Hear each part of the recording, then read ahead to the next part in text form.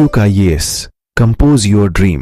Hello दोस्तों, कोई कैसे आपका स्वागत है। आज की वीडियो में हम लोग इंडियन ज्योग्राफी के अंतर्गत प्रायद्वीपीय भारत की नदियों को देखेंगे, जिसमें गोदावरी, कृष्णा, कावेरी और अन्य जो भारत की नदियां हैं, दक्षिण भारत में या फिर जो है अरब सागर में गिरने वाली नदियां, या फिर गुजरात की या फिर राजस्थान की जो भी नदियां हैं, या छोटानागपुर के पठार से निकलने वाली नदियां, सबको हम यहाँ पर एक साथ देखेंगे। तो प्रायद्वीपीय भारत की नदियों में और हिमालय की नदियों में बहुत सारा अंतर है, उसको जानेंगे हम लोग। और ये जो 70 बीपीएससी और बीपीसीएस के लिए ये बहुत ही महत्वपूर्ण वीडियो है, इसको पूरा देखिएगा। कहीं कोई डाउट लगे तो आप जो है कमेंट करके पूछ सकते हैं। आप लोग चैनल को सब्सक्राइब कर लीजिएगा, बेल आइकन को प्रेस कर लीजिएगा, जिससे इस तरह क्लास आपको लगातार मिलती रहे। हम लोग शुरू करते हैं सीधे लेसन की ओर। सबसे पहले हम लोग जो है मैपिंग के थ्रू गोदावरी नदी अपवाह तंत्र को देखेंगे, और दक्षिण भारत की ये सबसे बड़ी नदी अपवाह तंत्र है, इसको याद रखना है। जो दक्षिण भारत की सबसे बड़ी नदी है कौन सी? गोदावरी नदी है। गोदावरी नदी जो है कहाँ से निकलती है? तो ये नासिक में त्रंबक पहाड़ी से निकलती है, पश्चिमी घाट से, और ये जो है पूरब की ओर बहते हुए बंगाल की खाड़ी में गिरती है।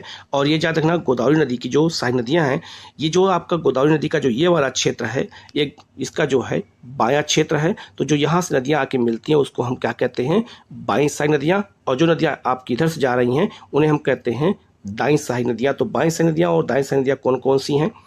पूर्णा नदी है, वर्धा, पेनगंगा, बेनगंगा, इंद्रावती और जो है सिलेरू, ये सब नदियां जो है गोदावरी की बाईं तरफ से मिलती है, जबकि दाईं तरफ से परवर, मंजरा और मोहेर नदी है जो गोदावरी में मिलती है दाईं तरफ से। इसे जो है दक्षिण की गंगा कहते हैं, या फिर इसे दक्षिणी गंगा कहते हैं। इसका कारण ये है क्योंकि जैसे गंगा का महत्व है उत्तर भारत में, वैसे दक्षिण भारत में किसका महत्व है? तो गोदावरी का है। इसको आपको बहुत अच्छे से याद रखना है, ठीक है। अगर इसके हम सहायक नदियों की बात करते हैं तो बाईं सहायक नदियाँ कौन कौन सी हैं और दाईं सहायक नदियाँ कौन कौन सी हैं, इसको अलग से डायग्राम के माध्यम से भी मैंने इसको समझा दिया है, इसको आप अच्छे से याद कर लीजिएगा।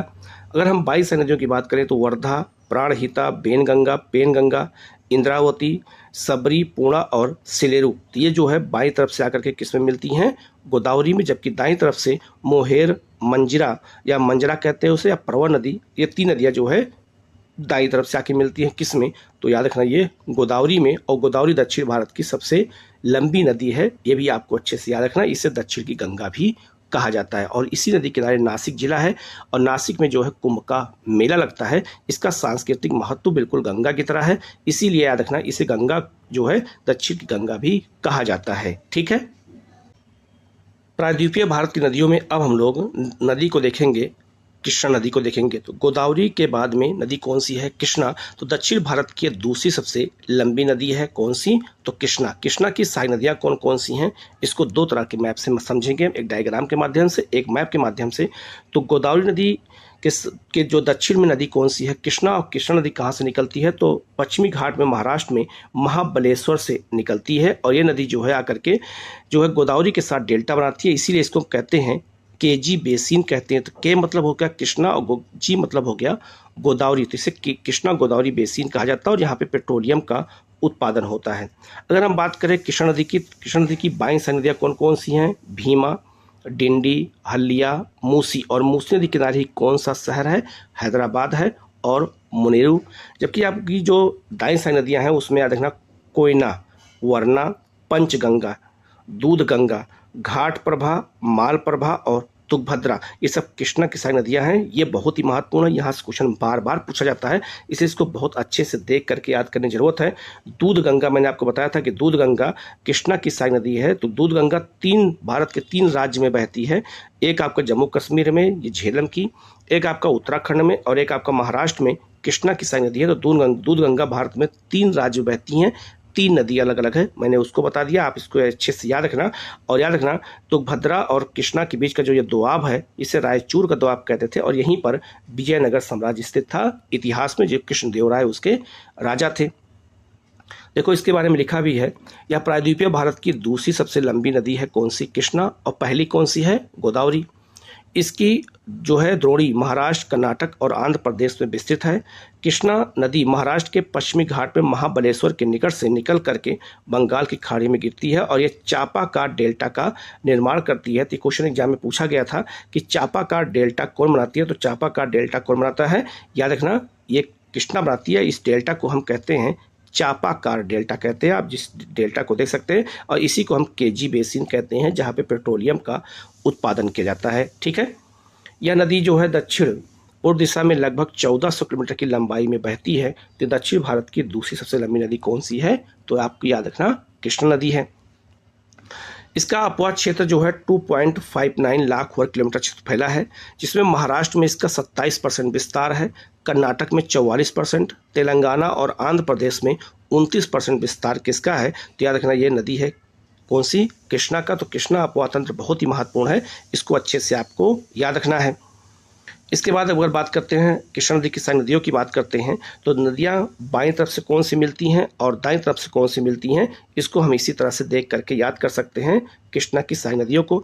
तो याद रखना दाईं तरफ से जो नदियां मिलती हैं उसमें पंचगंगा, दूधगंगा, कोयना, तुंगभद्रा, घाट प्रभा, माल प्रभा और वरना, और बाईं तरफ से जो नदियां मिलती हैं उसमें भीमा, डिंडी, मूसी, मुनेरू और हल्दिया है। ये नदियों को आपको रटना पड़ेगा, याद करना पड़ेगा, यहाँ से क्वेश्चन एग्जाम में बार बार पूछा जाता है, तो इसको बहुत अच्छे से याद करना पड़ेगा कि सारी नदियाँ कौन सी दाईं ओर से मिलती हैं और कौन सी बाईं तरफ से मिलती हैं। मैंने बिल्कुल इसको याद करने के तरीके से बताया है जिससे आप कन्फ्यूज ना होने पाएँ। इसके अगर हम बात करते हैं आगे, तो जल विद्युत परियोजनाओं की दृष्टि से कृष्णा नदी जो है महत्वपूर्ण है। इस नदी पर श्रीशैलम नागार्जुन सागर डैम है आंध्र प्रदेश में, और अलमाटी बांध कहाँ पर है? कर्नाटक में। ये किस नदी पर है? ये कृष्णा नदी पर। याद रखना ये अलमाटी बांध कई बार एग्जाम में आया हुआ है, तो इसको आप बहुत अच्छे से याद रखना, यहाँ से कुछ नजर आए तो गलत ना होने पाए। अब बात करते हैं कृष्णा की सारी नदियों की, तो एक नदी है आपकी मूसी नदी। याद रखना कृष्णा की जो है बाईं साई नदी है। यह आंध्र प्रदेश में तेलंगाना पठार में बालाघाट श्रेणी से निकलती है। हैदराबाद इसी नदी के किनारे है। तो किसके नदी किनारे है? मूसी के किनारे है। हुसैन सागर जलाशय का निर्माण इस नदी पर किया गया है। ये क्वेश्चन कई बार आया है, तो याद रखना हुसैन सागर जो जलाशय है जो आप यहाँ देख रहे हैं ये मूसी नदी के किनारे है, याद रखना। और जो लोग आईपीएस बनते हैं वो इस सागर में उनकी ट्रेनिंग भी होती है, जलाशय में ट्रेनिंग होती है। क्यों? क्योंकि आईपीएस की ट्रेनिंग हैदराबाद में होती है, तो हैदराबाद के पास ये जलाशय है, इसमें ट्रेनिंग की जाती है, ये भी आपको याद रखना है, इसी बहाने आपको याद हो जाएगा। नेक्स्ट नदी है भीमा, या कृष्णा की सबसे महत्वपूर्ण बाईं साई नदी है। यह पूरे सभी पश्चिमी घाट पहाड़ी से निकलती है, और मूला, मुथा, घोद, नीरा, सीना, बारीक, जो कंगना, इसकी प्रमुख साई नदियां हैं भीमा की, याद रखना। और भीमा किसकी साई नदी है? तो कृष्णा की साई नदी है। घाट प्रभा, यह कर्नाटक में बहने वाली कृष्णा नदी की जो है दाईं साई नदी है। यह 283 किलोमीटर लंबी है और पश्चिमी घाट के पूर्वी ढाल से निकल करके अलमाटी के पास एक कृष्णा से मिल जाती है, तो अलमाटी बांध वहीं पर बनाया गया है।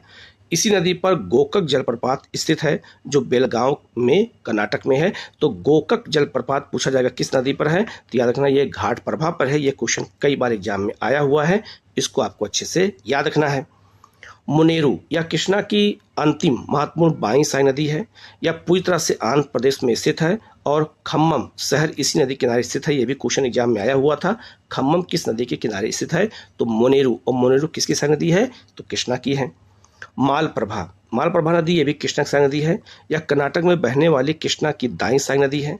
बेलगाम जो है जिले में यह पश्चिमी घाट से निकलती है, और एहोल, पट्टेकल और जो है बदामी इसी नदी किनारे स्थित है, याद रखना। तो बदामी, पड्डेकल और एहोल ये तीनों याद रखना चालुक्य राजाओं की राजधानी थी। पुलकेशिन द्वितीय का एहोल अभिलेख यहीं से पाया गया है जो मालप्रभा नदी के किनारे है, ये आपको अच्छे से याद रखना। और बदामी की गुफाएं शैव और वैष्णव धर्म से संबंधित हैं, ये भी एग्जाम में आपसे पूछा गया। तो चालुक्य राजाओं की तीनों राजधानियां थी और ये तीनों मालप्रभा नदी के किनारे हैं, ये आपको अच्छे से याद रखना, यहाँ से क्वेश्चन एग्जाम में पूछा जा सकता है। इसके बाद बात करेंगे तुंगभद्रा नदी की। तो तुंगभद्रा नदी की सबसे महत्वपूर्ण नदी कौन है? कृष्णा की सबसे महत्वपूर्ण नदी तुंगभद्रा है। या कृष्णा की सबसे प्रमुख जो है दाईं साई नदी है। या पश्चिमी घाट के निकट बाबा बुदन की पहाड़ियों से निकलती है। तो बाबा बुदन की पहाड़ी के अंदर क्या पाया जाता है? लोहा पाया जाता है, और वहीं से तुंगभद्रा नदी निकलती है। और आंध्र प्रदेश में कुरनूल से जो है कुछ पश्चात ये कहाँ मिल जाती है? कृष्णा में मिल जाती है। इसका निर्माण तुंगा और भद्रा नदियों के संगम से हुआ है। इस पर जो है हॉसपेट के समीप तुंगभद्रा बांध स्थित है, तो इस पर बांध बनाया गया कौन सा? तुंगभद्रा, ये आपको याद रखना है, ठीक है। आप देख सकते हैं ये आपका तुंगभद्रा जलाशय है, और याद रखना ये कर्नाटक और आंध्र प्रदेश के बीच छोटी सी सीमा बनाती है। जो हॉस्पेट जो हम्पी और कुर्नूल इसी नदी के तट पर स्थित है। तो हम्पी जिसे आज हम विजयनगर उस समय कहते थे, आज इसको हम्पी कहते हैं। तो याद रखना ये तुंगभद्रा नदी के किनारे है। तुंगभद्रा जलाशय इसी नदी पर स्थित है, ये भी आपको याद रखना है, ये भी क्वेश्चन एग्जाम में पूछा जाता है। ठीक है, अब हम लोग बात करेंगे प्रायद्वीपीय भारत नदियों में कावेरी नदी अपवाह तंत्र की। तो कावेरी नदी बहुत महत्वपूर्ण है, इसके बारे में हमें अच्छे से देखना है। कावेरी नदी के बारे में अगर हम बात करते हैं तो याद रखना दक्षिण भारत की जितनी नदियां हैं सब मौसमी होती हैं, उसमें 6 महीने पानी होता है, 6 महीने पानी बहुत कम होता है। लेकिन कावेरी दक्षिण भारत की एकमात्र नदी है जो 12 मासी नदी है। कैसे? तो याद रखना जब दक्षिण पश्चिम मानसून आता है तो दक्षिण पश्चिम मानसून से 6 महीने इसको पानी मिलता है, ये नदी है आपकी कावेरी।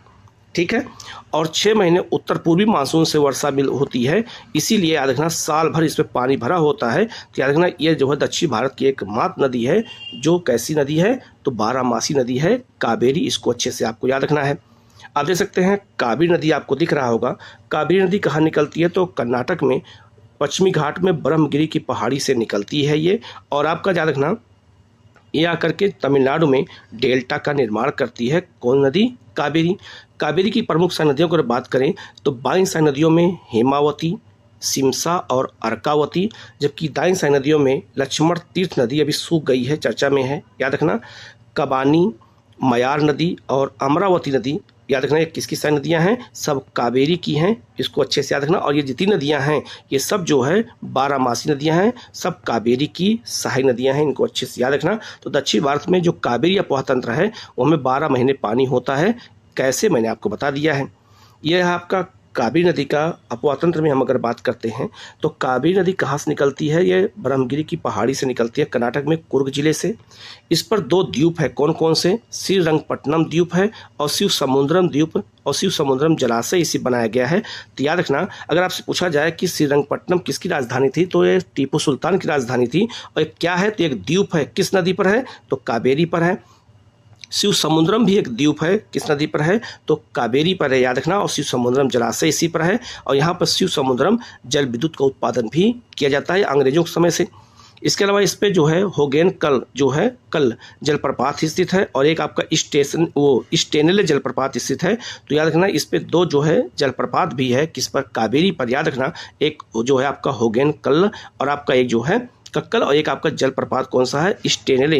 तो आपको अच्छे से याद रखना है। और मैटूर बांध इसी पे बनाया गया है, ये भी आपको याद रखना है किस नदी पर है?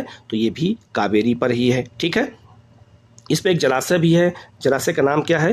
कृष्ण सागर जलाशय। तो कृष्ण सागर जलाशय किस पर है? ये भी जो है आपका किस पे है? तो कावेरी पर है, इसको भी अच्छे से आपको याद रखना है।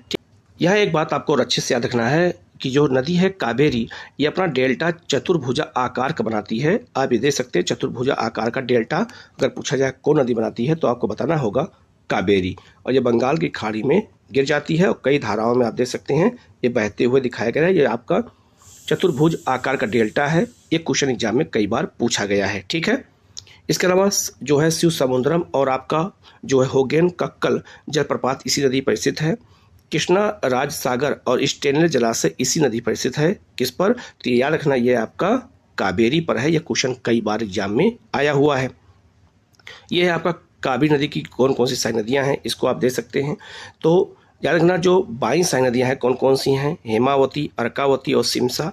जबकि दाईं सहायक नदियों की बात करें तो भवानी, लक्ष्मण तीर्थ, काबिनी, तीर्था, अमरावती, मयार, नोइल और आपका सुवर्णवती, ये सब नदियाँ किसकी सहायक नदियाँ हैं? तो कावेरी की हैं। ये भी एग्जाम पूछा गया है, तो इसको आप अच्छे से याद रखना। यहाँ से भी क्वेश्चन पूछे जाते हैं तो आपको गलत नहीं होना चाहिए, इसको आप अच्छे से याद कर लीजिएगा।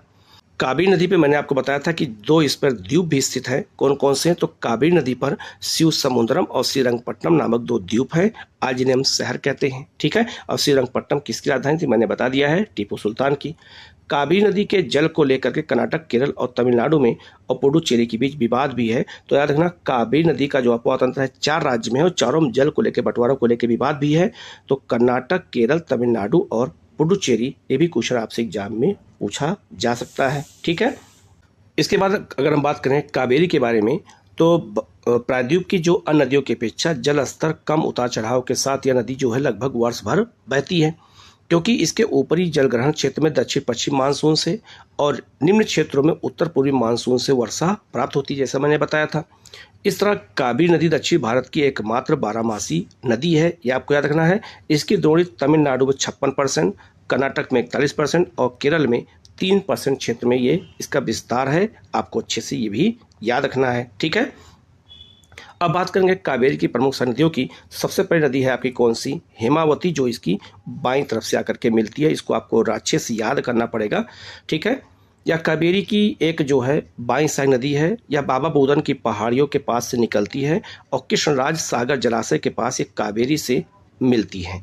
यह पूर्ण रूप से कर्नाटक में बहती है। कौन सी नदी? तो याद रखना हेमावती नदी, ये बहुत महत्वपूर्ण है। तो पूछा जाता है कि हेमावती किसकी साइड नदी है, तो याद रखना ये जो है आपका कावेरी की है।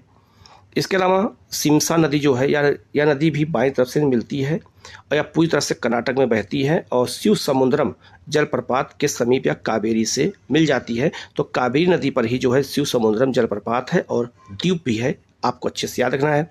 इसके बाद नदी है अर्कावती, यह कावेरी की बाईं साइड नदी है। यह पूर्ण रूप से कर्नाटक में बहती है।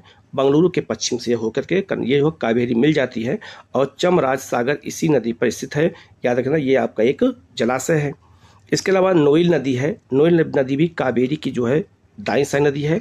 यह पालघाट दर्रे के पास से नीलगिरी पहाड़ियों के दक्षिण भाग से निकलती है और कोयम्बटूर इसी नदी के किनारे स्थित है। तो कोयम्बटूर को दक्षिण भारत का जो है मैनचेस्टर कहते हैं। ये यहाँ सूती कपड़े के लिए प्रसिद्ध है और ये गन्ने की खेती यहाँ बहुत ज़्यादा होती है। और याद रखना ये नोइल नदी के किनारे है, ये भी आपको अच्छे से याद रखना है। लक्ष्मण तीर्थ नदी, ये भी जो कावेरी की दाईं साइड नदी है। यह पश्चिमी घाट से निकलती है, आप देख सकते हैं। यह आपका कौन नदी है? तो लक्ष्मण तीर्थ है। याद रखना ये भी हाल में इसको करंट अफेयर में भी है, ये सूख गई है। यह कृष्णराज सागर के पास कावेरी मिलती है और जो है नगर होल राष्ट्रीय उद्यान इसी से होकर के बहती है। तो ये क्वेश्चन IAS में आया हुआ है कि लक्ष्मण तीर्थ से जो नदी है वहाँ कौन सा राष्ट्रीय उद्यान है? तो नगर होल है और ये बाघों के लिए भी प्रसिद्ध है, टाइगर रिजर्व भी है, ठीक है। कबानी नदी या इसे काबिनी कहते हैं, यह कावेरी की जो है दाईं साइड नदी है और केरल में वायनाड अभ्यारण्य के पास से पश्चिमी घाट से निकलती है और मैसूर के पास से कावेरी में मिल जाती है। मैसूर के पास एक विशाल जो है कबनी बांध, इसका निर्माण भी किया गया है, जो है किस नदी पर? तो कबानी नदी पर है। ये भी किसकी साइड नदी है? तो कावेरी की है। इसके अलावा आपका मयार नदी है या मोयर कहते हैं इसे। मयार नदी जो है ये भी कावेरी की जो है दाईं साइड नदी है। ऊटी के समीप या नीलगिरी पहाड़ियों से निकलती है और इरोड के समीप कावेरी में मिल जाती है। भवानी सागर जलाशय इसी पर स्थित है, मायार नदी पर, याद रखना। तो याद रखना भवानी सागर जलाशय ये है, आप एग्जाम में कई बार पूछा गया है और कर्नाटक और तमिलनाडु के मध्य सीमा भी बनाती है। कौन नदी? तो मायार नदी। ये भी अच्छे से याद रखना, ये भी क्वेश्चन एग्जाम में पूछा गया है, ठीक है। भवानी सागर जलाशय जरूर याद रखना, ये क्वेश्चन आया हुआ है तो गलत नहीं होना चाहिए। इसके अलावा हम बात करते हैं अमरावती। तो अमरावती याद रखना ये कावेरी की सबसे महत्वपूर्ण साइड नदी है। इसकी लोकेशन आप दे सकते हैं, ये है आपका। और याद रखना ये कावेरी की दाईं साइड नदी है और अनाईमुड़ी के पास ये निकलती है। तो अनाईमुड़ी जो है एक पर्वत है, वहीं से निकलती है और जा करके किस में मिल जाती है? तो कावेरी में मिलती है। और कावेरी के मिलने के बाद फिर इसके बाद और कोई नदी कावेरी में नहीं मिलती है और फिर ये जो है आपका चतुर्भुज आकार का डेल्टा का निर्माण कावेरी नदी करती है। और ये बहुत ही उपजाऊ मैदान है और यहाँ जो है इस क्षेत्र को कहते हैं कोरोमंडल क्षेत्र कहते हैं। और कोरोमंडल क्षेत्र पर यहाँ पर अंग्रेजों ने यहाँ पर बहुत सारी बस्तियों का निर्माण किया था, पुर्तगालियों ने किया था, फ्रांसीसियों ने किया था। तो इस क्षेत्र में सूती कपड़े का उत्पादन बहुत ज़्यादा उस समय भी होता था और आज भी होता है और सबसे उपजाऊ मैदानों में से एक है कावेरी का डेल्टा, ठीक है। अब हम लोग आगे बढ़ते हैं। प्रायद्वीपीय नदियों के अंतर्गत अब हम लोग छोटानागपुर के पठार से निकलने वाली नदियों को भी देख लेते हैं। तो याद रखना छोटानागपुर के पठार में सबसे महत्वपूर्ण नदी है वो आप देख सकते हैं कौन सी नदी है। तो याद रखना इसमें एक आपका स्वर्णरेखा नदी है, एक आपका यहाँ पर दामोदर नदी है, एक यहाँ पर अजय नदी है और बिहार की ओर फल्गु पुनपुन नदियाँ बहती हैं। इनको अच्छे से देखना है। उत्तरी कोयल नदी है, यहाँ बहुत सारी नदियाँ हैं। दक्षिण कोयल नदी हैं जो आप कहाँ से निकलती हैं? तो छोटानागपुर के पठार से निकलती हैं। और छोटानागपुर का पठार आप देख सकते हैं, यहाँ पे कई बहुत सारे पठार जैसे हजारीबाग का पठार है, यहीं पर आपका जो है रांची का पठार है, यहीं पर आपका जो है अगर हम कहें तो यहाँ पर जो है इसके जो है पश्चिम में आपका बघेलखंड का पठार है। तो ये पूरा जो पठार है इसमें कोयले का उत्पादन भी किया जाता है। और याद रखना इससे जो है चारों दिशाओं में नदियाँ निकलती हैं, ये भी आपको अच्छे से याद रखना है। कौन कौन नदियाँ निकलती हैं इसको हम डिटेल में एक करके आगे देखेंगे। यह है आपका छोटानागपुर के पठार से निकलने वाली नदियाँ हैं। आप देख सकते हैं कौन कौन नदियाँ हैं, इसको मैंने बिल्कुल हाथ से बनाया है। तो अजय नदी आपका और आपका दामोदर, ये आपका हुगली में आके मिलती है जो पूरब की ओर बहती है। दक्षिण पूरब की ओर स्वर्णरेखा नदी निकलती है। रूपनारायण नदी यहीं से निकलती है। उत्तरी कोयल नदी भी यहीं से निकलती है जो सोन की सहायक नदी है। पुनपुन, फल्गु और क्यूत नदी जो है ये बिहार की ओर निकलती हैं जो गंगा में आकर के मिलती हैं। तो ये सब कहाँ से निकलती हैं? तो छोटानागपुर के पठार से निकलती हैं। इसको आपको बहुत अच्छे से याद रखना है, यहाँ से क्वेश्चन एग्जाम में पूछा जाता है। ठीक है, आगे लिखा है यह नदी छोटानागपुर के पठार के पूर्वी ढाल से निकलती है और भ्रंश घाटी में बहते हुए यह हुगली नदी में मिल जाती है दामोदर। तो ये बात किसकी हो रही है? दामोदर के बारे में। तो दामोदर भी भ्रंश घाटी में बहती है और हुगली में आकर के मिलती है। ये आपको अच्छे से याद रखना। आप देख सकते हैं ये हुगली में आकर के यहाँ मिल रही है। कौन नदी? दामोदर नदी। और कहाँ बहती है? तो भ्रंश घाटी में बहती है। ठीक है, इसके अलावा यह जो है हुगली की सबसे महत्वपूर्ण सहायक नदी है जो झारखंड के पलामू जिले से निकलती है। इसे बंगाल का शोक के नाम से जाना जाता है। दामोदर घाटी परियोजना भारत की पहली बहुउद्देशीय परियोजना थी। याद रखना इसे बंगाल का शोक पहले कहा जाता था क्योंकि ये बाढ़ बहुत ज़्यादा लाती थी। तो याद रखना ये दामोदर घाटी परियोजना बनाई गई है। इस पर कई डैम बनाए गए हैं जिनके माध्यम से यहाँ के बाढ़ को रोका गया है। तो आप याद रखना जो ये दामोदर नदी आपकी ये है और दामोदर नदी में कई सारी नदियाँ हैं। एक आपका बोकारो नदी इसकी सहायक नदी है, एक कोलार इसकी सहायक नदी है, एक जमुनिया इसकी सहायक नदी है और एक बराकर इसकी सहायक नदी है। और इस पे अलग अलग डैम बनाया गया है। बराकर नदी पर एक डैम है तिलैया बांध, ये बहुत एग्जाम में पूछा जाता है, जो बराकर नदी पे बनाया गया है। एक आपका बाल पहाड़ी बांध है, ये भी बराकर नदी बनाया गया है इसके बाढ़ को रोकने के लिए। और जहाँ बराकर नदी आकर के मिलती है दामोदर से वहाँ मैथन बांध बनाया गया है। ये आपको अच्छे से याद रखना। तो मैथन बांध कहाँ है ये भी आपको याद रखना है। इसके अलावा दुर्गापुर बैराज कहाँ है? ये भी जो है आपका दामोदर नदी पर है। तो अलग अलग डैम बना करके इसके पानी को हर जगह रोका गया है। कोलार नदी पर कोलार बांध बनाया गया है और बोकारो नदी पर बोकारो बांध बनाया गया है। अय्यर बांध दामोदर नदी पर है। इसके अलावा पंचेत बांध भी दामोदर नदी पर है। तो कितने बांध हैं सब आप दे सकते हैं, इनको अच्छे से याद रखना। मैंने सब बता दिया कौन कौन से बांध किस पर हैं, इसको बहुत अच्छे से देख लेना। यहाँ से क्वेश्चन एग्जाम में पूछे जाते हैं तो गलत नहीं होना चाहिए। और याद रखना ये जो है ये अमेरिका के टेनेसी नदी के तर्ज पे बनाया गया है। अब यहाँ पर अगर जगह जगह पे डैम वगैरह बना देंगे तो उससे जो है पश्चिम बंगाल की ओर पानी की मात्रा कम हो जाएगी तो बाढ़ रुक जाएगी। तो इससे पहले बंगाल का शोक कहते थे लेकिन अब नहीं कहते क्योंकि बहुत सारे डैम बना करके इसके पानी को रोक दिया गया है। ठीक है, आगे लिखा है इस नदी घाटी में कोयले का उत्पादन होता है, मतलब यहाँ कोयला पाया जाता है। बराकर जो है कोनार, जमुनिया, धारी इसकी प्रमुख सहायक नदियाँ हैं। दामोदर नदी भारत की सर्वाधिक प्रदूषित नदी है। इस नदी को जैविक मरुस्थल के नाम से भी जाना जाता है। क्यों? क्योंकि इसमें कोई मछली उत्पादन ज़्यादा होता ही नहीं है। क्यों? क्योंकि इसमें कोयले की धुलाई होती है। तो इसीलिए इसे जैविक नदी कहते हैं, जैविक मरुस्थल नदी कहते हैं क्योंकि इसमें बहुत ज़्यादा जो है प्रदूषण बहुत ज़्यादा है। इसलिए दामोदर नदी से जो है एडन नहर भी निकाली गई है, 1938 में निकाली गई थी जो पश्चिम बंगाल में स्थित है। तो एडन नहर किस जो है नदी से निकली है? दामोदर से।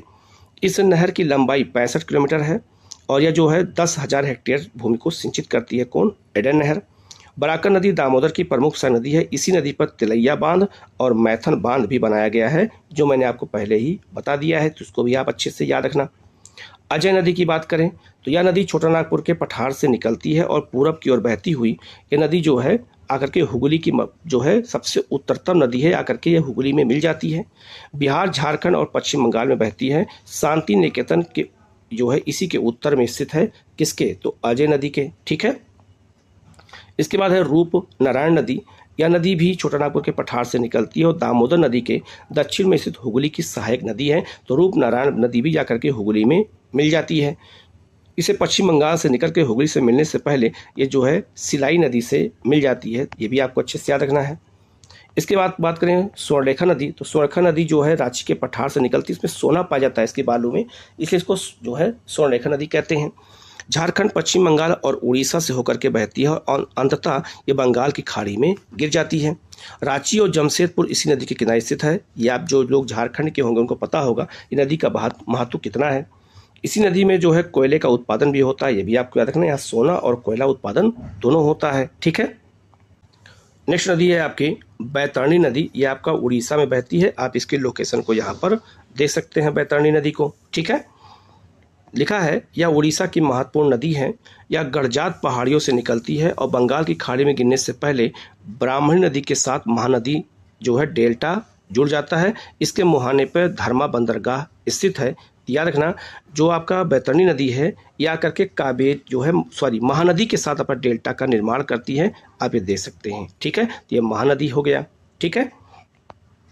आगे बात करते हैं ब्राह्मणी नदी। यह उत्तरी जो है उड़ीसा की महत्वपूर्ण नदी है। इसका निर्माण शंख और दक्षिणी कोयल नदियों के संगम से होता है। किस नदी का? तो ब्राह्मणी नदी का। आप इसके मैप को दे सकते हैं।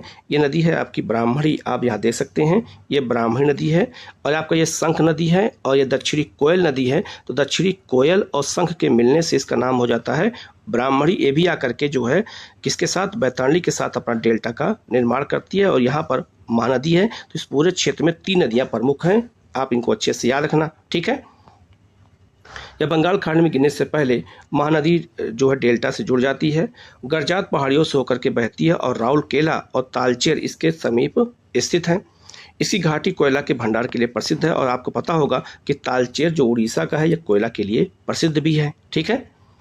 अब बात करते हैं महानदी की। तो महानदी की पहले आप देख सकते हैं महानदी का लोकेशन।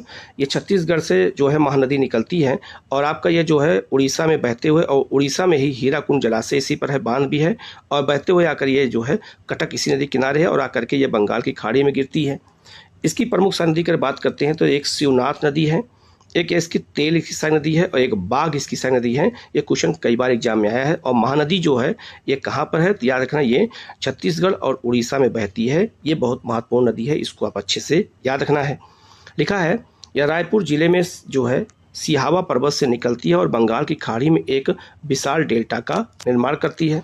इस पर हीराकुंड जो है नराज और जो है टिक्कर पाड़ा बांध स्थित है। ये भी आपको याद रखना। तो हीराकुंड विश्व का सबसे लंबा जो है डैम है, ये आपको अच्छे से याद रखना है। किस पर है? तो याद रखना ये जो है महानदी पर है। यह है महानदी का। अगर हम बात करें तो सिहावा पर्वत से महानदी निकलती है और चावल का कटोरा इसको कहते हैं। तो याद रखना, जो छत्तीसगढ़ में जो इसका मैदान है महानदी का, इसी को चावल का कटोरा कहते हैं। चावल का उत्पादन बहुत ज़्यादा होता है और यहाँ जो है महानदी का डेल्टा बनता है। हीराकुंड बांध जो विश्व का सबसे लंबा बांध है वो इसी नदी पर स्थित है। इसको भी आप अच्छे से याद रखना। ये भी मैंने हाथ से मैप बना के समझाने का प्रयास किया है। आगे लिखा है संभलपुर और कटक इसके किनारे स्थित है महानदी के। यह अपने ऊपरी बहाव क्षेत्र में छत्तीसगढ़ के मैदान का निर्माण करती है, जिसे धान का कटोरा कहते हैं। महानदी की सारी नदियाँ कौन कौन सी हैं? तो शिवनाथ, हंसदेव, माड़, इब इसकी दाएं सारी नदियाँ हैं, जबकि जोग, लौंग, बांध और तेल इसकी बाएं सारी नदियाँ हैं। तो याद रखना, इसमें याद रखना बांध, ये बाघ, जोक और आपका तेल और शिवनाथ, ये क्वेश्चन बहुत बार आ चुका है। अभी यूपी पीसीएस में पूछा गया था जोक किसकी सारी नदी है, तो महानदी की है। तो याद रखना ये बहुत महत्वपूर्ण है। आजकल क्या है, छोटी छोटी नदियों के बारे में पूछना शुरू कर दिए, जिनके बारे में हम ज़्यादा चर्चा नहीं सुनते हैं। तो इनको अच्छे से याद रखना, यहाँ से क्वेश्चन एग्जाम में पूछा जा सकता है। अब हम लोग आगे बढ़ते हैं। अब हम लोग अरब सागर में गिरने वाली नदियों को भी देख लेते हैं कि अरब सागर में कौन कौन नदियाँ गिरती हैं। तो यार एक बात यहाँ आपको याद रखना है अच्छे से कि जो ये आपका ये पश्चिमी घाट है, तो पश्चिमी घाट से जो नदियाँ पूरब की ओर बहती हैं वो लंबी दूरी तय करती हैं, इसलिए डेल्टा का निर्माण करती हैं, ठीक है। तो जो नदियाँ पश्चिमी घाट से पूरब की ओर बहती हैं, चाहे वो गोदावरी हो, कृष्णा हो, कावेरी हो या महानदी कोई भी हो, ये जो है डेल्टा का निर्माण करती हैं। तो इसलिए याद रखना यहाँ के जो है इसी कारण जो है आपका जो पूर्वी तटीय मैदान है वो काफ़ी चौड़ा है। लेकिन जो नदियाँ पश्चिमी घाट से निकलती हैं और पश्चिम की ओर अरब सागर में गिरती हैं, उनकी दूरी कम होती है, वो कम दूरी तय करती हैं, इसलिए सीधे समुद्र में गिर जाती हैं, इसलिए डेल्टा का निर्माण नहीं करती हैं।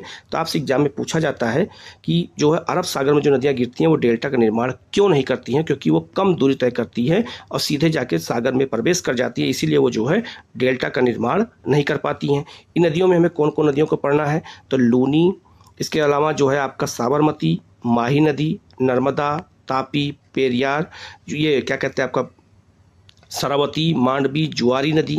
इसके अलावा यहाँ बहुत सारी नदियाँ हैं, इन सबको हम यहाँ पर एक एक करके पढ़ेंगे और सबको हम क्रम से याद रखेंगे, जेकर यहाँ से क्वेश्चन कभी आए तो गलत ना होने पाए, ठीक है। अब हम लोग आगे बढ़ते हैं और देख सकते हैं कि अरब सागर में गिरने वाली जो नदियाँ हैं इनको बिल्कुल क्रम से मैंने दे दिया है।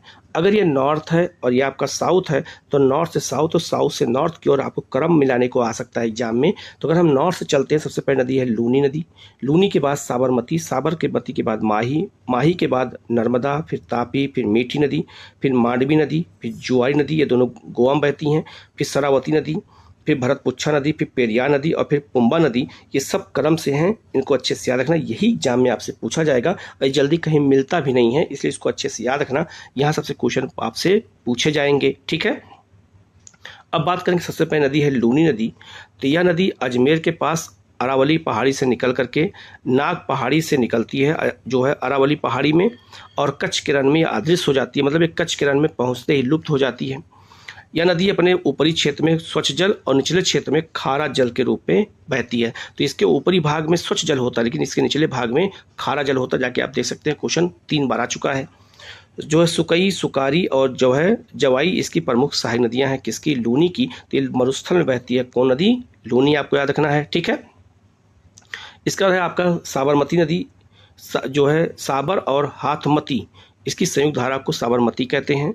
यह दक्षिणी अरावली की श्रेणी के मेवाड़ की पहाड़ियों से निकलती है और खंभात की खाड़ी में गिरती है। गांधीनगर और अहमदाबाद इसी नदी किनारे स्थित है। साबरमती नदी के किनारे गुजरात में बहती है और इसी नदी किनारे जो है साबरमती जो है अहमदाबाद में बहती है और उसी किनारे महात्मा गांधी ने साबरमती आश्रम भी बनाया था, ठीक है। नेक्स्ट आपका नदी है माही, और आपको पता होगा कि माही नदी को जो है कर्क रेखा 2 बार काटती है, आपको पता होगा। यह विंध्याचल पर्वत के पश्चिमी भाग में मेहत झील से निकलती है और मध्य प्रदेश, राजस्थान और गुजरात से बहती हुई यह खंभात की खाड़ी में गिर जाती है। इसको जो है कर्क रेखा 2 बार काटती है, ठीक है। इसके बाद है आपका नर्मदा। नर्मदा नदी याद रखना, ये बिंद पर्वतमाला और सतपुड़ा पर्वतमाला के बीच बहती है, अमरकंटक की पहाड़ी से निकलती है और आपका ये भ्रंश घाटी अर्थात रिफ्ट घाटी में बहते हुए खंभात की खाड़ी में गिरती है और डेल्टा का निर्माण नहीं करती है, आपको ये याद रखना है। और याद रखना, नर्मदा के बाद तापी नदी है जो सतपुड़ा के दक्षिण बहती है, इसको हम अलग से देखेंगे। तो याद रखना, पश्चिमी जो मतलब अरब सागर में गिरने वाली नदियाँ या पश्चिम की तरफ बहने वाली नदियों में नर्मदा नदी सबसे लंबी नदी है, ठीक है। लिखा है नर्मदा के बारे में, यह भारतीय प्रायद्वीप की सबसे लंबी पश्चिम की ओर बहने वाली नदी है, कौन सी? नर्मदा। यह अमरकंटक पठार से निकल करके खंभात की खाड़ी में गिरती है। विंध्याचल और सतपुड़ा पर्वत श्रेणियों के मध्य एक रिफ्ट घाटी अर्थात भ्रंश घाटी में होकर के यह बहती है। धुआंधार और कपिलधारा जलप्रपात इसी नदी पर स्थित है। तो याद रखना, धुआंधार और कपिलधारा जलप्रपात भी कई बार एग्जाम में आया हुआ है। एक जबलपुर में है, एक आपका अनूपपुर में है मध्य प्रदेश में। ये याद रखना किस नदी पर है? तो याद रखना नर्मदा पे है। नर्मदा नदी पे जो है कई बांध बनाए गए हैं, तो याद रखना इस पे सरदार सरोवर बांध है, ओंकारेश्वर बांध है, महेश्वर बांध है और इंदिरा सागर बांध है। तो इस पे 4 बांध बनाए गए हैं, 4 डैम बने हैं, किस पे? नर्मदा पे। ये भी आपको याद रखना है, ठीक है। इसके अलावा इसकी प्रमुख नदी कौन कौन सी है? छोटी, तवा और हिरण, कई बार पूछा गया है। शक्कर और जो है बुढ़नेर इसकी प्रमुख नदियां हैं। सरदार सरोवर बांध को लेकर भी जो है मेधा पाटेकर ने विरोध किया था और नर्मदा बचाओ आंदोलन किया था मेधा पाटेकर ने, जो है सरदार सरोवर जब डैम बनाया जा रहा था तब, ठीक है। नेक्स्ट नदी है आपकी तापी, और तापी नदी याद रखना ये 2 जो है कहाँ बहती है? तो याद रखना ये सतपुड़ा के दक्षिण बहती है और इस पर उकाई बांध बनाया गया है, ये आपको याद रखना। ये भी खंभात की खाड़ी में गिरती है और डेल्टा का निर्माण नहीं करती है, ठीक है। और याद रखना ये भी भ्रंश घाटी से होकर के ही बहती है। लिखा है इसके बारे में, तापी नदी के बारे में, यह प्रायद्वीपीय भारत के पश्चिम की ओर बहने वाली दूसरी सबसे लंबी नदी है। तो सबसे लंबी नदी कौन सी है? नर्मदा पश्चिम की ओर बहने वाली, और दूसरी तापी है। यह मध्य प्रदेश में बैतूल जिले में महादेव पहाड़ी से निकलती है और खंभात की खाड़ी में गिरती है। यह सतपुड़ा श्रेणी के समानांतर बहती है, मैंने कई बार बताया। पूर्णा, गिरना, बोरी और जो है क्या कहते हैं पंजरा इसकी प्रमुख सहायक नदियाँ हैं, ये आपको अच्छे से याद रखना है। इसमें आपको जो है पूर्णा अच्छे से याद रखना। उकाई बांध कहाँ पर है? तो ये गुजरात में इसी नदी पर स्थित है, याद रखना। उकाई बांध बहुत पूछा जाता है। काकरापारा, सूरत, जलगांव, भुसावल और बुरहानपुर इसी नदी किनारे स्थित है। तो सूरत भी और काकरापारा जो परमाणु केंद्र है ये सब तापी नदी के किनारे है, इसको अच्छे से याद रखना। उकाई बांध जरूर याद रखना, गुजरात में है, तापी नदी पर बनाया गया है। नेक्स्ट आपका है मांडवी नदी। मांडवी नदी कहाँ बहती है? तो याद रखना ये गोवा में बहती है, इसे गोवा की जीवन रेखा कहते हैं। इसे जो है महादेई नदी भी कहा जाता है। भीमघाट के पास कर्नाटक के बेलगांव जिले से निकलती है। दूध सागर और जो है आपका जो है वारापोह जलप्रपात इसी नदी पर स्थित है। तो याद रखना दूध सागर पूछा जाए जलप्रपात किस नदी पर है, तो मांडवी नदी पर है। इसके अलावा याद रखना जो है इसे जो है कम्बे हुयम नहर से इसे जुआरी नदी से जोड़ा गया है। तो जुआरी और याद रखना मांडवी दोनों गोवा में बहती हैं और पणजी और पुराना गोवा इसी नदी के किनारे स्थित है, मांडवी नदी के किनारे। तो मांडवी और जुआरी दोनों गोवा की जीवन रेखा कहलाती हैं। लिखा है जुआरी नदी, लिखा है यह गोवा की सबसे बड़ी नदी है। यह पश्चिमी घाट में जो है हेमद और बारसेम के पास से निकलती है। जुआरी और मांडवी नदियाँ गोवा के कृषि की रीढ़ कही जाती हैं। इस जो है किस नहर से जोड़ा गया है अभी मैंने बता दिया, तो कम्बे हुएम नहर से जोड़ा गया है और वास्को डिगामा इसके मुहाने पर स्थित है। तो वास्को डिगामा एक शहर है जो जुआरी नदी के मुहाने पर ही बिल्कुल स्थित है। ठीक है। इसके बाद है आपकी शरावती नदी है। तो शरावती नदी पर ही जोग जलप्रपात है। इसे जो है क्या कहते हैं, महात्मा गांधी जलप्रपात भी कहते हैं। तो यह कर्नाटक के पश्चिमी की ओर बहने वाली नदी है। यह शिमोगा जिले से निकलती है और जोग जलप्रपात इसी नदी पर बनाया गया। किस पर, शरावती नदी पर है। इस पर जो है लिंगन जो है मक्की जलाशय भी स्थित है।